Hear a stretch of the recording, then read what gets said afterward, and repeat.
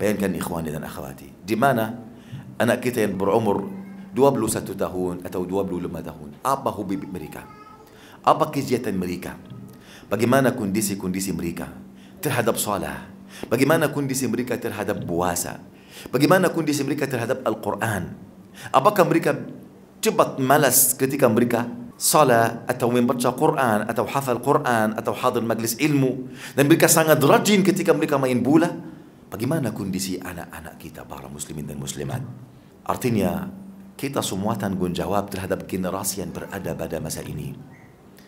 Kita sebagai orang tua mempunyai anak, kita merasa tanggung jawab sangat besar terhadap apa? Bagaimana kita bisa mencetak generasi atas cinta kepada Allah dan cinta kepada Rasulnya sallallahu alaihi wasallam dan cinta kepada agama Islam.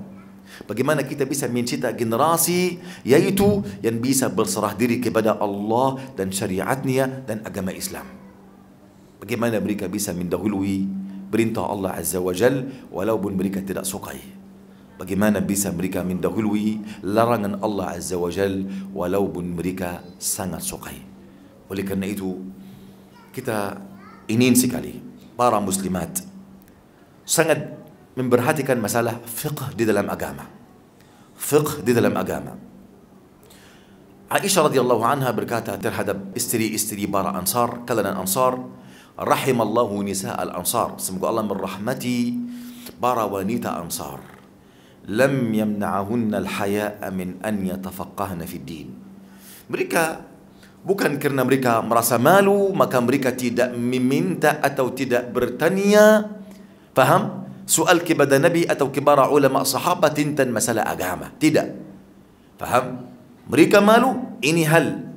Untuk masalah agama, ini hal yang lain. Tidak boleh kerana mereka malu, mereka apa? Mereka berhenti atau mereka diam atau mereka tidak bertanya kepada ahli ilm supaya mereka bisa menambil bekal yang bisa menantarkan mereka ke surga Allah Azza wa Jal. Jalan menuju Allah Azza wa Jal judulnya yang besar, ilmu. Kuncinya apa? Ilmu. Jika engkau ingin dapat selamat di dalam jalan menuju Allah Azza wa Jal, engkau harus apa? Menuntut ilmu.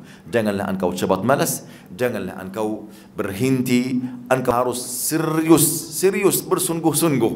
Allah Azza wa Jal jika memerintahkan kita untuk berjihad, Allah Azza wa Jal tidak hanya berkata ayolah berjihad fi sabilillah, tidak.